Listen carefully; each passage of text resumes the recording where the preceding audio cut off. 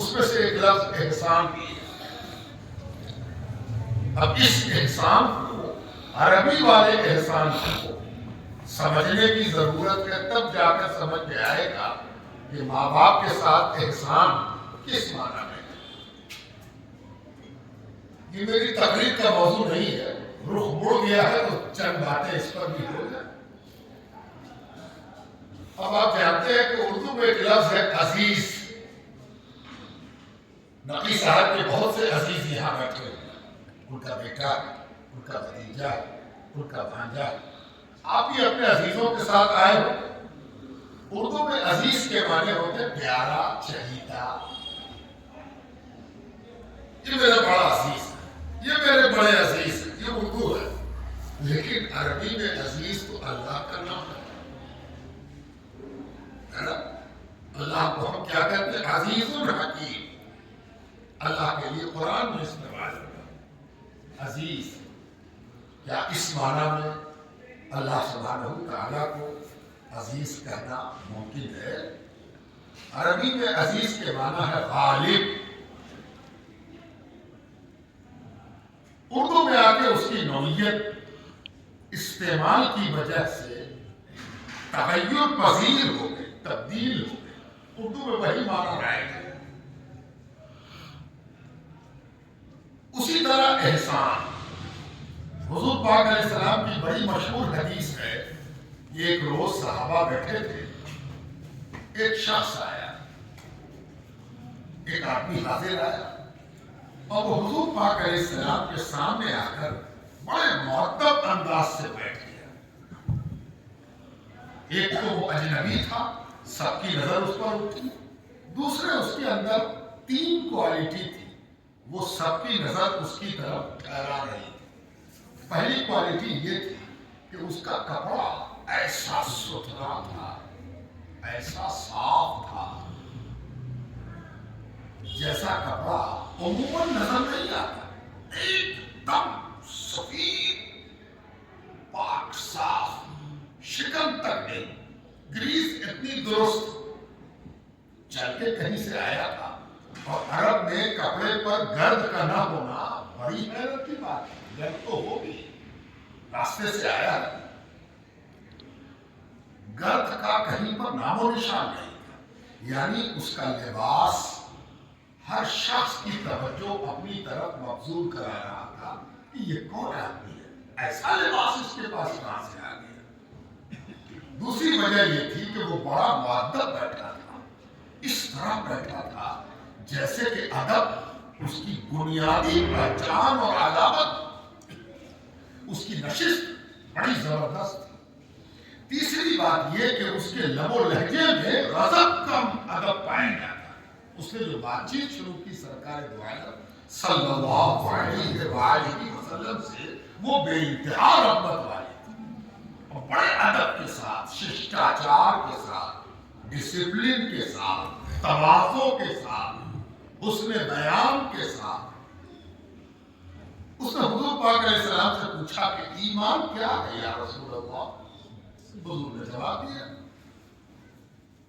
اسلام کیا ہے یا رسول اللہ؟ حضور نے جواب دیا۔ اب تیسرا سوال اس نے پوچھ دیا کہ یا رسول اللہ احسان کیا ہے؟ دیکھیے آگے بات، احسان کیا ہے؟ عام طور پر ایمان اور اسلام کے ساتھ احسان کا لفظ استعمال نہیں ہے۔ ایمان کی بات ہم کریں گے، اسلام کی بات ہم کریں گے، اس کی نوعیت کے ساتھ، اسی کنٹینیویشن میں، اسی ہیرارکی میں، اسی ترتیب میں احسان پوچھا گیا۔ یہ اپنے آپ میں خود ایک جستجو کا سبب ہے کہ ایمان اسلام تو ہم جانتے ہیں، ہم مومن ہیں، مسلمان ہیں، میرا ایمان ہے، میرا مذہب اسلام ہے، لیکن احسان بھی کوئی چیز ہے۔ یہ اس کے سوال سے قیامت تک کے لیے روشن ہوا ہے نا۔ آپ تو جانتے ہیں کہ ایمان کیا ہے؟ اللہ کو واحد جاننا، اور رسول اللہ صلی اللہ علیہ وسلم کا اس واحد خدا کا رسول جاننا ہے نا۔ اسلام کیا؟ 5 وقت کی نماز، روزے کا مکلف ہے تو روزہ رکھے، حج کا مکلف ہے تو حج ادا کرے، زکات اس پر فرض ہے تو زکات ادا کر. اسلام ہے. اب احسان کیا ہے بھائی؟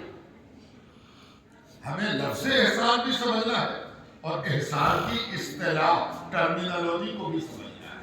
حضور نے جواب دیا اللہ کی عبادت، اللہ کی بندگی اس طرح کرنا احسان ہے جیسے کہ عبادت کرنے والا جس کی عبادت کر رہا ہے اس کو دیکھ رہا. حضور پاک کی تعریف میں ترجمہ کر رہا کأنک ترا، الفاظ حضور کے کأنک ترا، گویا کہ تم اس کو دیکھ رہے ہو جس کی عبادت کر رہے ہو. اور اگر تم نہیں دیکھ رہے ہو ہم سے کون ہے جو دیکھ رہا ہوتا ہے؟ اگر حضور اتنا کہہ کے چپ ہو گئے ہوتے تو ہم سب کے لیے ایک پہیلی ہو جاتی کہ بھائی اس کو کیسے پوچھیں، ہم تو نہیں دیکھ رہے، ہم جس کی عبادت کر رہے ہیں اس کو نہیں دیکھ رہا. علماء کہیں گے کہ دیکھنا ممکن بھی نہیں ہے اس دنیا. تو کأنک ترا، گویا کہ تم اسے دیکھ رہے ہو، یہ تو ایک پہیلی ہو گئی. لیکن حضور نے فوراً جو دوسرا جملہ استعمال کیا وہ ہم سب کے لیے انشراح قلب کا باعث بنا اور قیامت تک کے لیے یہ ایک پریکٹیکل اصول بن گیا. وَإِن لَمْ تَكُنْ تَرَى فَإِنَّهُ يَرَاكَ. اور اگر تم اسے نہیں دیکھ رہے ہو، جو تمہاری حیثیت ہے تم نہیں دیکھ سکتے ہو، فَإِنَّهُ يَرَاكَ. تو اس طرح عبادت کرو کہ جس کی عبادت کر رہے ہو وہ تمہیں دیکھ رہا ہے. فَإِنَّهُ يَرَاكَ، وہ تمہیں دیکھ رہا ہے، وہ تمہیں دیکھ رہا ہے. اس طرح تو عبادت کرو. اور ایک غضب کی بات ہوئی کہ یہ احسان ہے. اللہ اکبر. احسان کا سارا تصور بدل گیا کہ اردو والا جو احسان تھا وہ کہاں گیا پتہ ہی نہیں چلتا. احسان یہ ہے کہ عبادت کا حسن، عبادت کی خوبصورتی، عبادت کا اصل مفہوم، عبادت کی اصل رازداری، عبادت کی اصل نیت اور عبادت کا اصل مفہوم یہ ہے کہ ہم جس کی بندگی کر رہے ہیں، جس کی اطاعت کر رہے ہیں. میں ایسے سمجھاؤں، ہم لوگوں کے ساتھ دن رات یہ مسئلہ اٹھتا ہے. ہم لوگ خود طالب علم، آج طالب علم کی ایک اور اونچی منزل استاد. استاد سب سے اچھا طالب علم ہوتا ہے اور جو اچھا طالب علم ہو اسی کو استاد کہتے ہیں. استاد کا ڈیفینیشن یہی ہے کہ جو خود اچھا طالب علم ہوگا وہی استاد ہوگا. اس کو طالب علم سے زیادہ پڑھنا، جی زیادہ پڑھنا. جو نہیں پڑھتا اس کی استادی میں زنگ لگ جاتا ہے، دیمک لگ جاتی ہے. اور جو پڑھ کے پڑھاتا ہے اس کا علم ہمیشہ تازہ ہوتا ہے اور وہ اونچا طالب علم ہوتا ہے، نیچے طالب علم کو پڑھا لیتا ہے. تو اب طالب علموں کا، طالب علمی کی زندگی ہم لوگوں نے گزاری ہے تو ہم لوگ کیا کرتے تھے؟ استاد سامنے ہے تو پڑھنے کا انداز الگ، استاد سامنے نہیں ہے تو پڑھنے کا انداز الگ. استاد دیکھ رہے ہیں، آپ سب اپنا اپنا تجربہ رکھتے ہیں. بھائی سامنے استاد ہے تو سبق سنانے کا انداز دوسرا ہوگا، سبق رکھنے کا انداز بھی دوسرا ہوگا. اور استاد سامنے نہیں ہے تو پھر یہی حال امپلائیز کا ہے. کہیں بھی کوئی نوکری کرے اٹینشن تب ہوتا ہے جب آفیسر موجود ہو، اور اگر آفیسر موجود نہیں تو اتنا آسانی ہے، بنا میں اچھا ہوگا کریں گے کام. فَإِنَّهُ يَرَاكَ، بندگی کر رہے ہو، عبادت کر رہے ہو تو اس بات پر توجہ اگر ہے کہ ہم دیکھیں یا نہ دیکھیں وہ ہم کو دیکھ رہا ہے تو پھر عبادت کا حسن کہاں سے کہاں ہوگا. اور عبادت کا حسن، عبادت کی خوبصورتی، عبادت کا اخلاص، اس کو احسان کہتے ہیں. وَبِالْوَالِدَيْنِ إِحْسَانًا. اب بات یہ آئی کہ ماں باپ پر تم احسان کرو یا ماں باپ کے ساتھ احسان کرو یا ماں باپ سے تمہارا ریلیشن کیسا ہو، احسان والا رشتہ ہو. تعلق کیسا ہونا چاہیے ماں باپ سے؟ احسان والا. اب اللہ سے تو احسان ہم سمجھ گئے، اب ماں باپ سے احسان سمجھنا ہے نا، اب اتنی سی تو بات ہے۔ تو جب اللہ کی بندگی کے حسن کو احسان کہتے ہیں تو ماں باپ کی اطاعت اور فرمانبرداری اور محبت کو احسان کہتے ہیں۔ ماں باپ پر تم کو ہمدردی اور بھلائی کرنے کے لیے کہ ہم اتنا کیا، یہ احسان نہیں ہے۔ احسان یہ ہے کہ زندگی بھر جب تک اللہ تم کو وجود بخشے تم کو ایک احساس رہے کہ ہم اپنے ماں باپ کی دولت ہیں، ہم اپنے ماں باپ کی امانت ہیں، ہمارے ماں باپ نے ہم سے ہمارے ساتھ جو کیا ہم اچھے سے اچھا اس کے ساتھ کر سکیں۔ عقیدہ آخرت نے ایک کمال اور کر دیا، جب تک ماں باپ نگاہ کے سامنے تھے تب تک تو کیا تھا، اب ماں باپ دنیا سے چلے گئے تو ہم کیا کریں؟ عقیدہ آخرت نے ہمیں سکھایا کہ نہیں، جو دنیا سے چلا جاتا ہے اس کے ساتھ بھلائی کرنے کا دروازہ بند نہیں ہوتا۔ یہ اسلام ہے۔ اسلام نے ہمیں یہ سکھایا کہ دنیا سے چلے جانے والے کے ساتھ بھلائی کرنے کا دفتر دروازہ بند نہیں ہوتا، کھلا رہتا ہے۔ حضور پاک علیہ السلام کی ایک حدیث ہے کہ کسی صحابی نے پوچھا، یا رسول اللہ میرے والدین دنیا سے چلے گئے، ہم ان کے ساتھ کیا کر سکتے؟ تو آپ نے بہت سی حدیثیں سنی ہوگی، ایک یونیک حدیث سنی ہے۔ تو حضور پاک علیہ السلام نے فرمایا، اگر تم چاہتے ہو کہ اپنے ماں باپ کے ساتھ احسان کرو، بھلائی کرو، اچھا معاملہ کرو، اور وہ دنیا سے جا چکے ہیں، تو سنو، وہ جس سے جس طرح ملتے تھے وہ جس طرح ملتے تھے اسی طرح تم بھی ملا کرو، اور جس کو اٹھ کے کھڑے ہو کے استقبال کرتے تھے اپنے باپ کی سنت پر عمل کرتے ہوئے تم بھی کھڑے ہو جایا کرو اور کہا کرو ابا آپ سے کھڑے ہو کے ملتے تھے، ہم بھی آپ سے کھڑے ہو کے ملتے تھے۔ ابا اگر ان کے لیے کرسی پیش کرتے تھے اس لیے کرسی لگاؤ کہ ابا ان کے لیے کرسی لگاتے تھے، ہم بھی ان کے لیے کرسی لگاتے ہیں۔ اور جب یہ حدیث آپ نے سن لی تو ذرا غور فرمائیے، باپ نے ایک ادارہ قائم کیا، باپ نے رات جاگ کے اس ادارے کو قائم کرنے، استحکام بخشنے، مضبوط بنانے، فعال بنانے کی کوشش کی، تو اولاد کیا کرے گا؟ اولاد کہے گا اس کو اور مضبوط کریں گے، اس کو اور وسیع کریں گے، اس کو اور بڑھائیں گے، اس کو اور ترقی دیں گے۔ باپ نے ایک منزل بنائی تھی، ہم 4 منزل بنائیں گے۔ باپ نے 8th کلاس تک لایا تھا، ہم 10th تک لے جائیں۔ باپ نے 10th تک لایا تھا، ہم +2 تک لے جائیں۔ باپ نے انٹر لیول تک کیا تھا، ہم ڈگری لیول تک لے جائیں۔ حدیث کا مفہوم بہت وسیع ہے، اور جب تک کوئی اس وسیع مفہوم کو نہیں سمجھتا وہ تفہیم کے لائق ہی نہیں ہوتا۔ اور میں آپ سے عرض کروں، انفارمیشن اور نالج KG کلاس سے لے کے ماسٹر ڈگری تک ایک ہوتا ہے، صرف اس کا ایپلیکیشن بڑھتا جاتا ہے نا؟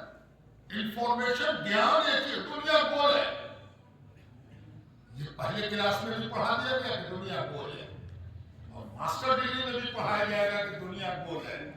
فرق اتنا ہے کہ یہاں دنیا گول ہے کہہ کے چھوڑ دیا گیا، تھوڑا سا آگے بڑھے تو بتایا گیا کہ دنیا گول ہے یہ کس کا نظریہ ہے۔ پھر تھوڑا آگے بڑھے تو یہ بھی پتا چلا کہ کچھ لوگوں نے تنقید بھی کی ہے کہ نہ دنیا گول نہیں ہے، وہ کون تھے اور ان کی دلیل کیا تھی اور گول والے کی دلیل کیا ہے۔ اب اس سے آگے بڑھے تو پتا چلا کہ دنیا سے آگے بھی کچھ لوگ نکل گئے ہیں اور انہوں نے دنیا کی فوٹو کھینچ کے لا دیا۔ اب تو نظریہ دور رہا، اب تو شنیدہ کہے بابت مانند دیدہ ہو گیا، اب تو دیکھنے کی باری ہے کہ دیکھ لیا جائے۔ بات سمجھ میں آئی؟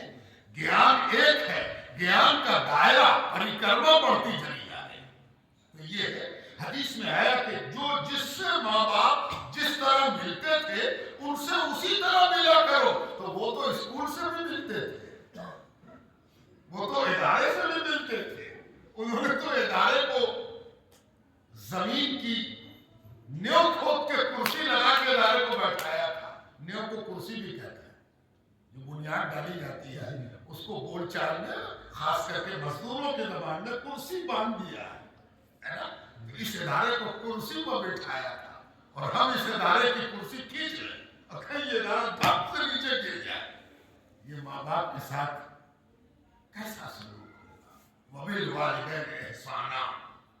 اپنے ماں باپ کے ساتھ وہ سلوک کرو، وہ معاملہ کرو جو معاملے میں حسین ترین ہو، معاملے میں بہتر ہو، معاملے میں افضل ہو، معاملے میں اعلیٰ ہو. اس سے بڑی شردھانجلی، اس سے بڑا اظہار عقیدت، اس سے بڑی منقبت والدین کی نہیں ہو سکتی ہے کہ ماں باپ کے خواب کی تم تعبیر کرو.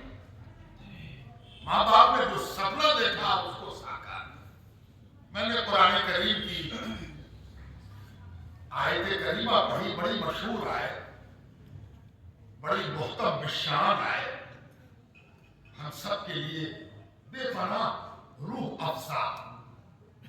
کہ اللہ تعالیٰ فرماتا ہے کہ لوگ پوچھتے ہیں کہ اللہ کا چہیتا، محبوب، مقبول، پسندیدہ کیسے مانا جائے؟ اللہ میرا مالک ہے، ہم بندے ہیں. یا رسول اللہ، اللہ سبحانہ وتعالیٰ کی بارگاہ میں ہم مقبول کیسے بنیں؟ کوئی شارٹ کٹ ہے تو بتائیے. انسان شارٹ کٹ بہت کھوجتا ہے اور یہ بری بات بھی نہیں ہے، اچھی بات ہے. شارٹ کٹ کھوجنا کوئی بری بات نہیں. راستے میں شارٹ کٹ، کسی چیز کے حصول میں شارٹ کٹ، انعام کے پانے میں شارٹ کٹ، جلدی ہو تو کھانے پینے میں شارٹ کٹ. دلی میں شارٹ کٹ کی وجہ سے کتنی دکانیں فٹ پاتھ پر ہیں. آفس سے نیچے اترے اور شارٹ کٹ میں کھایا اور سے پھر آفس. مجبوری ہے، ضرورت ہے، عادت ہے. اس لیے شارٹ کٹ بری بات نہیں ہے. حضور سے پوچھا گیا یا رسول اللہ، اللہ سے محبوبیت کا درجہ، قبولیت کا درجہ، قربت کا ذریعہ، نزدیکی کا ذریعہ کیا ہے؟ کون سا فلسفہ ہے کہ ہم اللہ کے محبوب ہو جائیں؟ اللہ تعالیٰ حضور صلی اللہ علیہ وسلم سے ارشاد فرماتا، قل ان کنتم تحبون اللہ. کہ میرے حبیب آپ ان سے کہیے نا جو آپ سے پوچھتے ہیں کہ اللہ کے محبوب کیسے بنے. کیا کہیے؟ دیکھیے، کسی بھی زبان میں کسی مفہوم کو ادا کرنے کے کئی ذریعے ہوتے ہیں. الگ سے پڑھایا بھی جاتا ہے، part of speech, mood of speech. کسی بات کو کہنے کا کتنا طریقہ ہے نا؟ اب دیکھیے، جو طریقہ اللہ تعالیٰ نے اختیار فرمایا حضور پاک علیہ السلام سے جواب دلوانے میں، جواب نبی دے رہے ہیں، جواب ڈکٹیٹ اللہ کرا رہا ہے، زبان سے ادا ہو رہا سرکار دو عالم صلی اللہ علیہ وسلم. غضب ہے، یعنی وقت نہیں ہے ورنہ میں اور تفصیل میں جاتا اور آپ سے عرض کرتا کہ اس کو کس کس طریقے سے کہا جا سکتا ہے. لیکن جو کہا گیا وہ غضب ہے، قرآن کا اعجاز ہے. کیا کہا؟ فَاتَّبِعُونِي، کہ میرے حبیب اپنی مبارک انگلی اپنے طرف گھمائیے اور کہیے نا میری پیروی کرو، میری نقل کرو، مجھ سے جینا سیکھو، مجھ سے کھانا سیکھو، مجھ سے پینا سیکھو، مجھ سے رونا سیکھو، اللہ کی بندگی سیکھو. جیسے ہم کرتے ہیں ویسے کرو. یحببکم اللہ، اللہ کے محبوب ہو جاؤ. شارٹ کٹ ہو جاؤ نا. سنو، سب چیز کنارے کر دو، پیش نظر حضور کی ذات پاک کو اور تم ان پر باری اور فنا ہو. سمجھ لو کہ تم اللہ کے محبوب ہو گئے. فاضل بریلوی حضرت مولانا الشاہ احمد رضا خاں صاحب فاضل بریلوی امام اہل سنت کا ایک مصرع اس آیت کی بخوبی تفسیر فرماتے ہیں. اصل الاصول، اصل الاصول یعنی سارے اصول کی جڑ، سارے قانون کی جڑ. اصل الاصول تو بندگی اس تاجور کی ہے. تاجور کون ہے؟ محمد رسول اللہ صلی اللہ علیہ وآلہ وسلم. اصل الاصول تو بندگی اس تاجور کی ہے جس जिसको ताज पहना के परवरदिगार ने भेज दिया है, इस ताज वाले की जो अताअत करे तो मकबूल है। क्या क्या इसरा है, असरुल रसूल तो बंदगी उस ताजोर की है और कुछ नहीं है। मुखराती में न पड़ जाना, बड़ी इबादत किया, बड़ा वजीफा पढ़ा, बड़ा तकवा इख्तियार किया, सारी इबादत, सारा तकवा, सारा इल्म उस वक्त तक कुछ नहीं है जब तक कि उस पर अताअते रसूलुल्लाह की मोहर लग गई। कामयाब नहीं मोहर लगी। एक मिसरा और सुनिए फाजिल भाई की। एक मिसरे में कहते हैं कि रब के यहाँ कबूलियत का जो मेयार है, रब के यहाँ कबूलियत का जो मेयार है, जानते हो वो क्या है? सुनिए एक मिसरे में क्या बात कर रहे हैं। सुभान अल्लाह। इसको ईजाज कहते हैं। ईजाज यानी पूजे में समुंदर ले आए, गागर में सागर ले आए। कहते हैं कि उनकी सूरत से जो मिलती हो, अल्लाह के यहाँ क्या मेयार है, उनकी सूरत से जो मिलती हो वो सूरत अच्छी। उनकी सूरत से जो मिलती हो वो सूरत अच्छी। नाक से मतलब नहीं है, आंख से मतलब नहीं है, गेसू से मतलब नहीं है। बस मेयार तो एक है कि उनकी सूरत से जो मिलती हो वो सूरत अच्छी।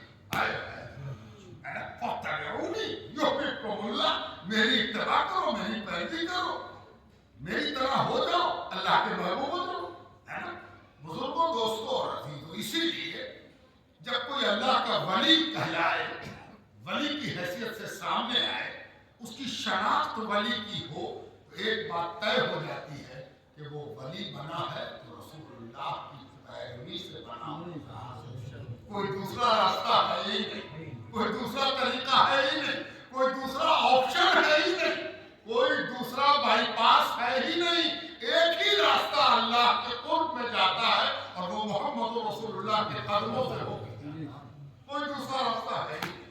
हाँ ये सही है कि तुमने जो मेयार बनाया होगा वो तुम्हारा मेयार हो सकता है, रसूलुल्लाह का मेयार नहीं हो सकता।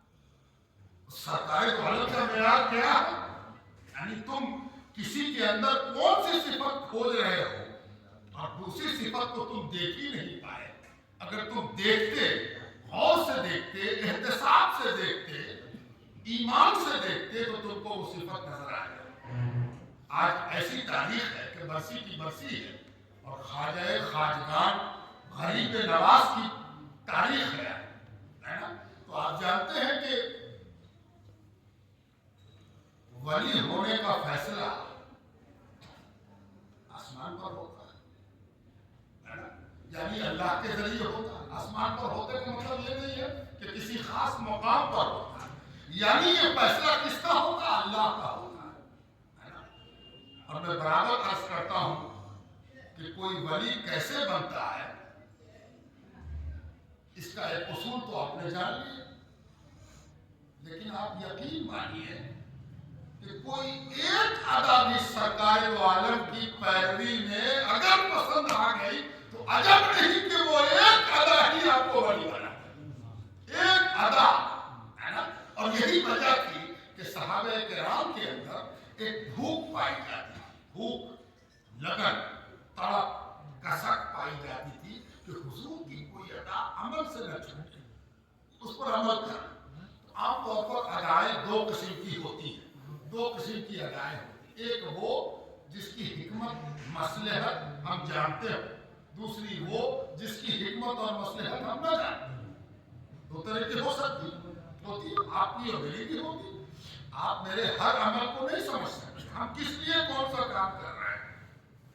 हम आए हैं पूरब से, हम रहते पूरब में हैं, अब हम यहाँ से निकले और पश्चिम पढ़ जाए, आप कहिए बाबा इधर जा रहे, इधर जा रहे, आपको इधर जा रहे हैं।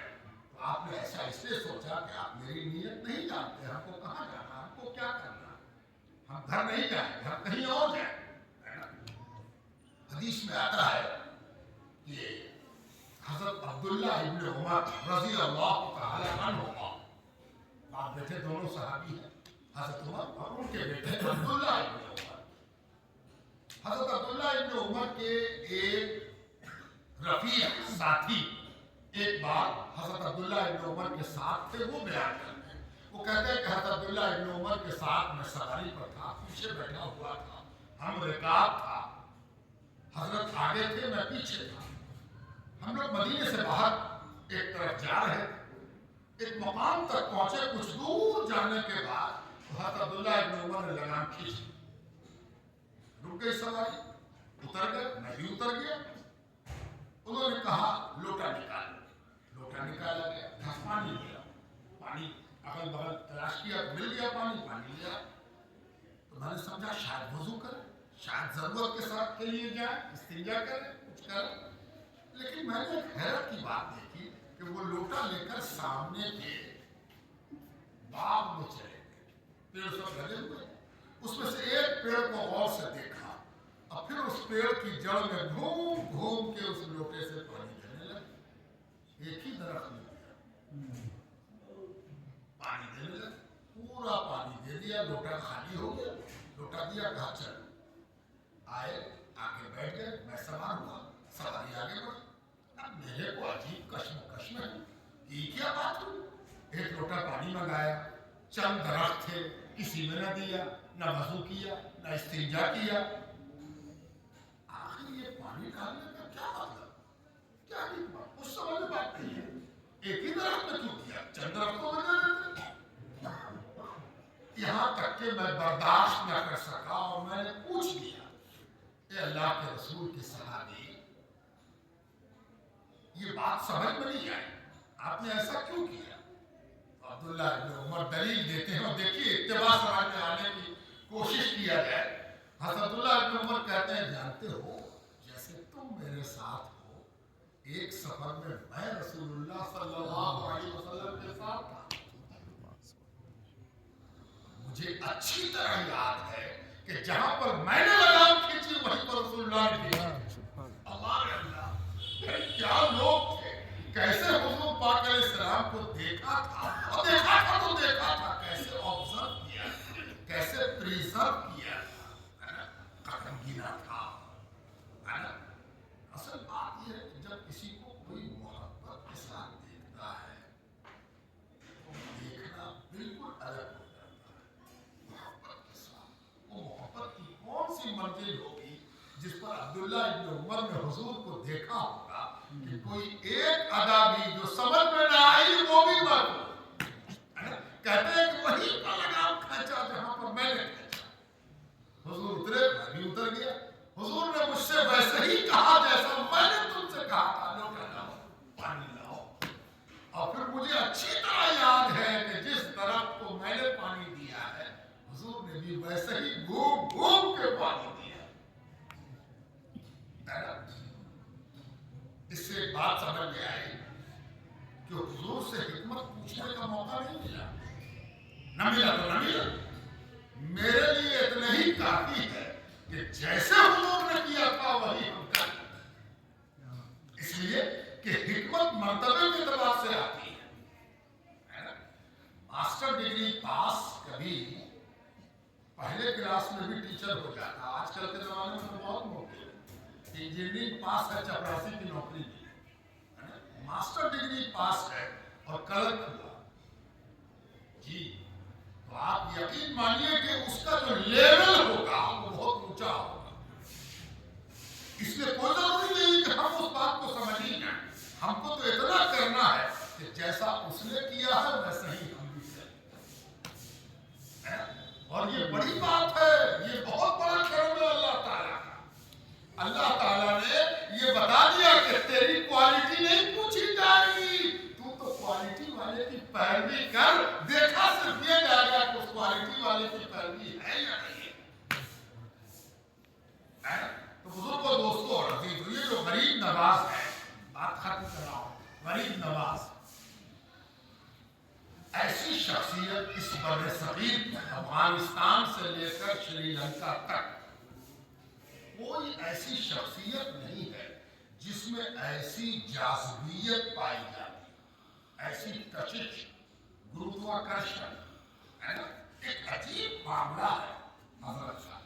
अच्छा, एक बात और जानिए, बहुत दफा ये देखा गया है کہ ان کے بارے میں بڑی معلومات، بڑی جانکاری، جب موٹی موٹی کتاب ہو، ان کی اپنی کتاب ہو، ان کا اپنا دائرہ ہو، آدمی پڑھ رہا ہے اور حیرت میں ایک غضب کی کرامت ہے، بالکل اسی طرح جیسے چٹیل ریگستان میں کعبہ بنا دیا گیا ہے، پوری دنیا پروردگار کی ایک سے ایک حسین وادی، ایک سے ایک خوبصورت جگہ موجود، کہیں کعبہ نہ بنا، کہیں بیت اللہ نہ بنا، اور کہاں بنا؟ قرآن کے الفاظ میں وادی غیر ذی زرع، جہاں کھیتی کا تصور نہیں کیا جا سکتا ہے وہاں کعبہ بنا۔ کہاں بنا؟ ایک دم گڈھے نشیب میں، ہے نا؟ اور کعبہ بنا کیسا؟ ایک بندہ بنائے تو اس کو 7ویں عجوبے میں درج کیا گیا۔ کیا تعبیر ہے سر، اللہ، کیا اینگل ہے، کیا خوبصورتی ہے۔ کعبے کا عالم یہ کہ ایک تو ویران جگہ میں بنا، دوسرے یہ کہ کچھ نہیں ہے، سیدھا چوکور ایک کمرہ ہے نا۔ توجہ چاہتا ہوں،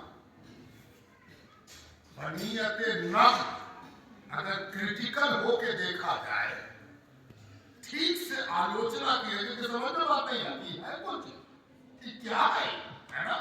غریب نواز کا بھی یہی حال ہے، ٹھیک سے ایک صفحہ بھی غریب نواز کے بارے میں ملے گا نہیں، آتھینٹک کے حوالے کے ساتھ کہا جائے کہ کسی نے آنکھ سے دیکھا ہو لکھا ہو، کسی نے قریب سے دیکھا ہو لکھا ہو، ہے نا، کچھ نہیں ہے۔ ساتھ ایسی جیسے کعبہ میں کشش ہے کہ وہ اللہ کا گھر ہے، ویسے ہی اس میں کشش ہے کہ اللہ کا ولی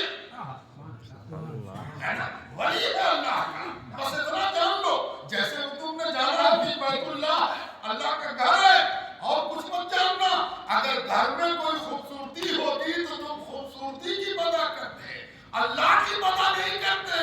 یہاں تو آ کے صرف اللہ یاد آتا کہ اللہ اس ویرانے میں یہ سادہ سا مکان میرا گھر ہو گیا، اور تیری شان اس سے ٹپک رہی ہے، جھلک رہی ہے، دمک رہی ہے۔ ویسے ہی اللہ کا ولی ہے، یہاں کچھ نہیں دیکھو، صرف ولایت دیکھو، صرف محبت دیکھو اللہ کی، کیسی محبت ہے۔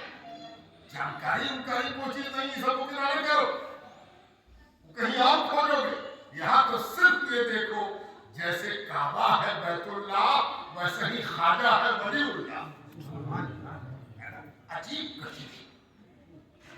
اچھا، اسی سادے سے کعبے نے ابوبکر صدیق پیدا کر دی، عمر فاروق پیدا کر دی، عثمان غنی پیدا کر دی، حیدر کرار کو تو اپنے اندر پیدا کر دیا۔ اسی کعبے کی سادگی، اسی کعبے کی بغیر کسی صنائی نے کیا کیا کمال دکھایا۔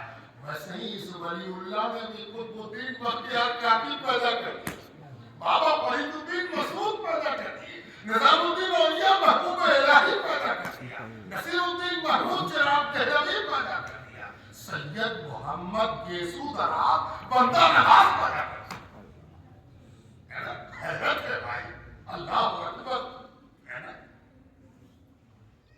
کیا لوگ تھے، واقعہ آپ کو سنائے، اس سے اندازہ ہوگا کہ ان اللہ والوں کی زندگی میں قرآن کریم کیا حیثیت رکھتا ہے۔ ہم لوگ قرآن پڑھتے، اللہ توفیق دیتا، ایک رکوع، ایک پارہ، 2 پارہ، حافظ ہے تو 3 4 پارہ ایک نشست میں یاد ہے، اس کو پڑھتا، کسی سے غلطی ہو تو لقمہ دیتا، بہت خوبصورتی سے پڑھ لیتا۔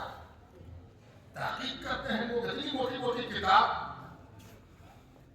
قرآن کے اثرات پر، قرآن کے ایجاز پر، قرآن کی بلاغت پر، قرآن کی فصاحت پر، قرآن کے باہمی رنگ پر کتابوں پر کتابیں لکھی گئی، ہزاروں کتابیں لکھی جاتی ہیں۔ شاید کوئی سال ایسا گزرتا ہو جب کوئی نیا ترجمہ اور تفسیر سامنے نہ آتی، لیکن ایک بالکل نیا اور اچھوتا پہلو دیکھیے، اللہ کے ولی کیا ہوتے ہیں اس کا اندازہ۔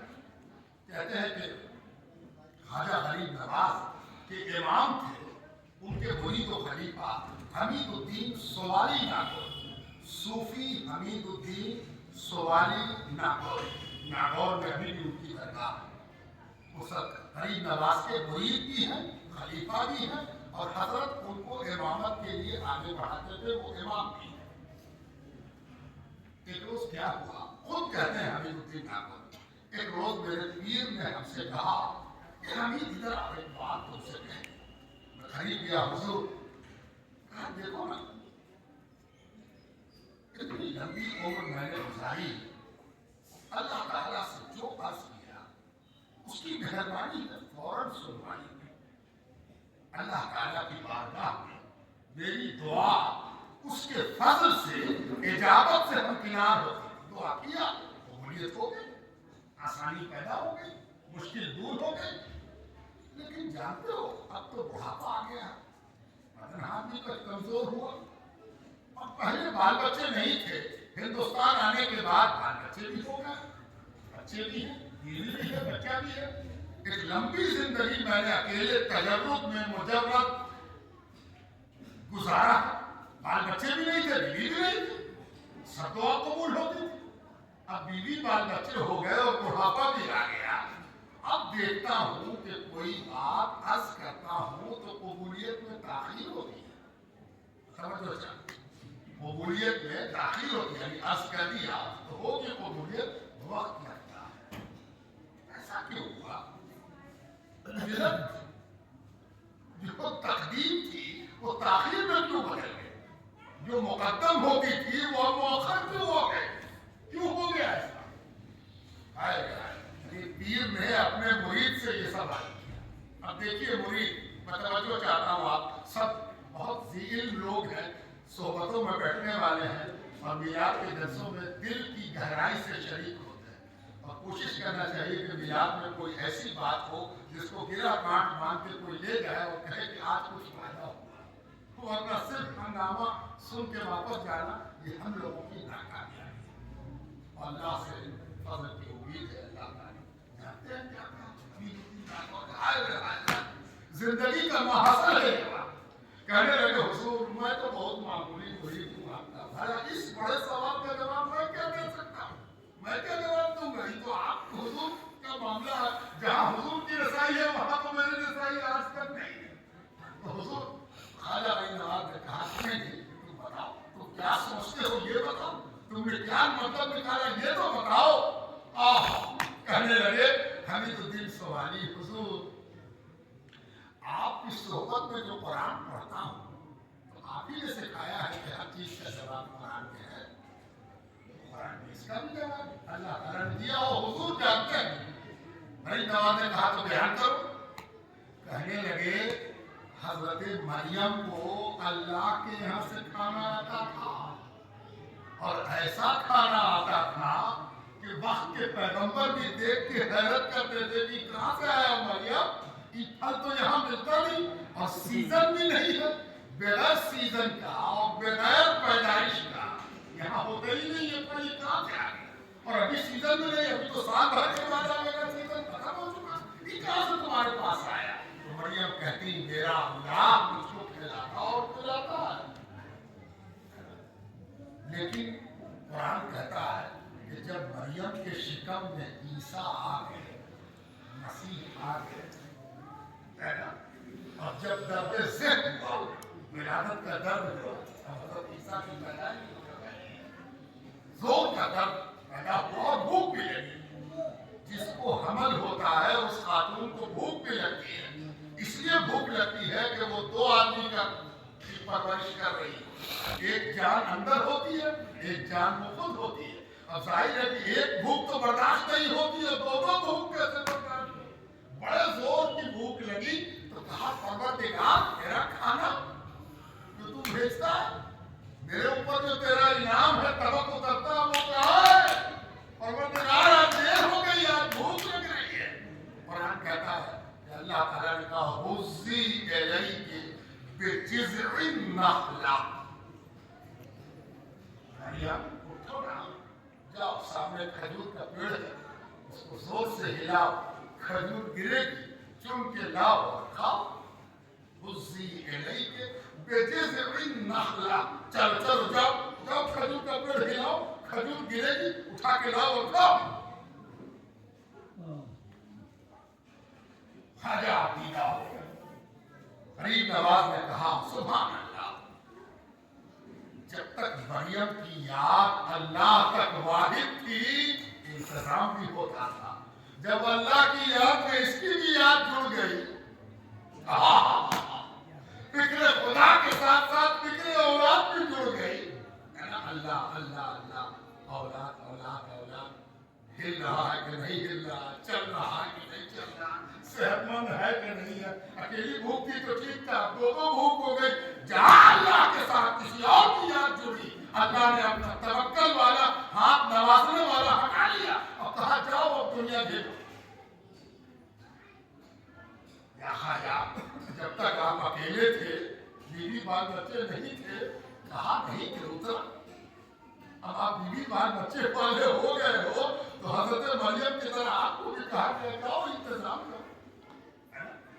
کیا مطالعہ قرآن کا ہے، اور اس مطالعے کا جو اپلیکیشن ہے اپنی ذات پر، یہ سب سے بڑی چیز ہے. مطالعہ الگ چیز ہے اور مطالعے کا اطلاق مطالعہ اپنی ذات پر یہ بالکل الگ ہے. پڑھنے والا سمجھنے والا عالم ہے اور اپنی ذات پر اطلاق کرنے والا ولی ہے. یہ غریب نواز. اللہ اکبر. خواجہ غریب نواز کی جو ذات ہے، ہر مذہب پر ایک کیفیت ہوتی ہے.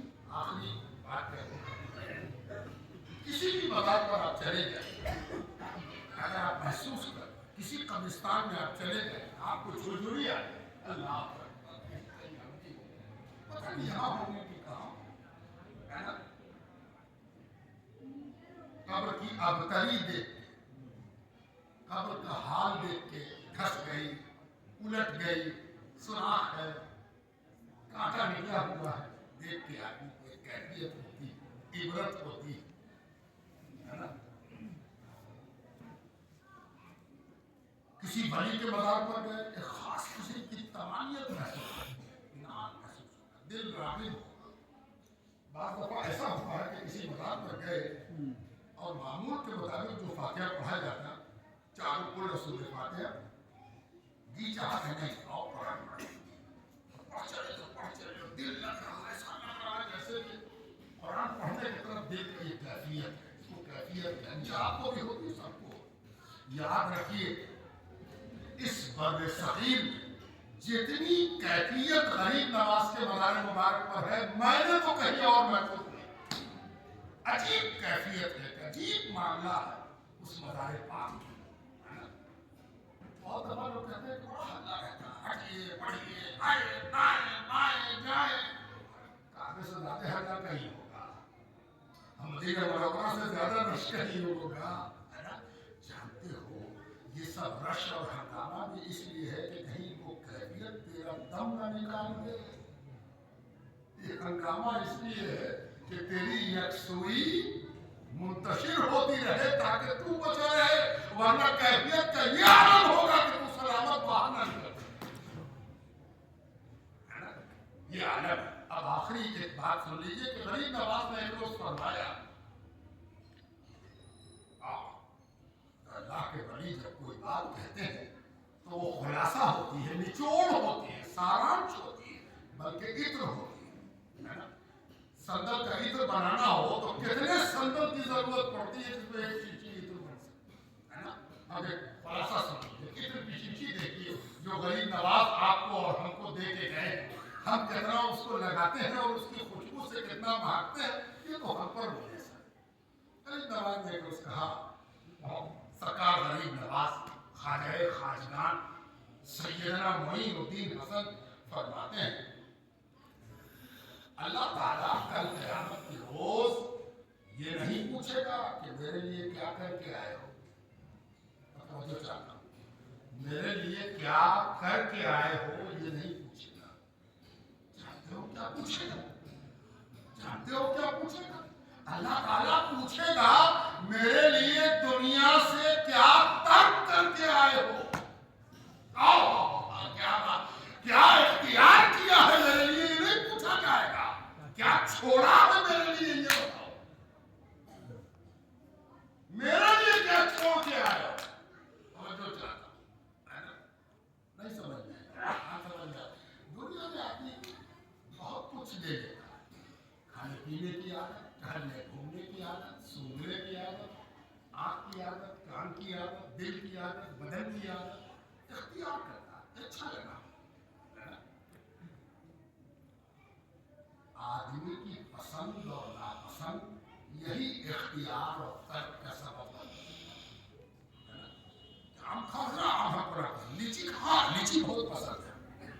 लीची जो तुमने खाई पसंद से खाई, आम जो तुमने छोड़ा वो अपनी नापसंद से छोड़ा।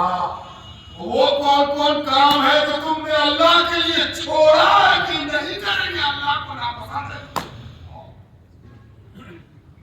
इख्तियार की कोशिश नहीं होगी, तर्क की कोशिश होगी। है ना? अपने बुजुर्ग से पूछा कि हुजूर इसका माना सवाल में नहीं है। देखिए अल्लाह वाले कैसे तशरीह करते हैं, सुभान अल्लाह। पूरी जिंदगी गुजर जाए एक तशरीह से वास्ता नहीं पड़ता जब तक कि अल्लाह वालों की क़यादत नसीब ना। कहते हैं कि बुजुर्ग से किसी ने पूछा, हुजूर ये इख्तियार और तर्क समझ नहीं आया, गरीब नवाज ने क्या कहा? फरमाया कि देखो जब किसी चीज को आदमी इख्तियार करता है तो वो हलाल होती है। सारी दुनिया का हलाल काम तुम कर लो ये मुमकिन भी नहीं है। समझो क्या? सारी दुनिया में जो जो काम जायज है, पसंदीदा है, काले सवाब है, वो सब कर सकोगे? गिनते गिनते थक जाओगे। ई ना किया, ई ना किया, ई ना किया, ये हमसे ना हुआ, ये हमसे ना हुआ। हराम का करता है आदमी, हराम का करता है आदमी, और हराम बहुत कम है। हराम ज्यादा नहीं है। बस तुमसे नहीं पूछा जाएगा कौन हराम को तुमने अल्लाह वास्ते तर्क किया, बस इतना ही सब पूछा जाएगा। बोलो बोलो वो कौन कौन काम बड़ा अच्छा लगता था, अल्लाह के वास्ते तुमने छोड़ दिया, लेकिन अच्छा लगे तो लगे, अल्लाह को नापसंद है तो हम कैसे इख्तियार कर ले? क्या बड़ी बात गरीब नवाज कह गए। अल्लाह क्या ये नहीं पूछा जाएगा कि तुमने क्या क्या काम किया है? ये पूछा जाएगा तो बोल बोल तुमने मेरे लिए कौन सा काम छोड़ दिया था? कि ना ना अल्लाह को लेना पसंद है, हम कैसे करते? ये सब जिसने सिखाया, ये जिसकी गुलामी का सदका है, उसका नाम है मोहम्मद रसूलुल्लाह। जिनके हल्का बबोचों में, जिनके रास्ते में गंद हटाने वाले, उनके उम्मत के वो अफराद जो हुजूर पाक की सवारी के आगे आगे चलते हैं, ये कहते हुए तब रखो रास्ता छोड़ो, सरकारी दो आलम आते हैं। उनमें एक है गरीब नवाज, ख्वाजा मोइनुद्दीन हसन सिद्दीकी चिश्ती अजमेरी रहमतुल्लाह तआला अलैह। ये गरीब नवाज जिसके सदक़े में पैदा हुए, उनका नाम मोहम्मद रसूलुल्लाह सल्लल्लाहु अलैहि वसल्लम है, जो 12 रबीउल अव्वल को आए, ईद के रोज आए, सुबह सादिक आए, ताहिर मुतहहर आए, मुनव्वर मुअत्तर आए। आइए उनकी बारगाह में खड़े हो।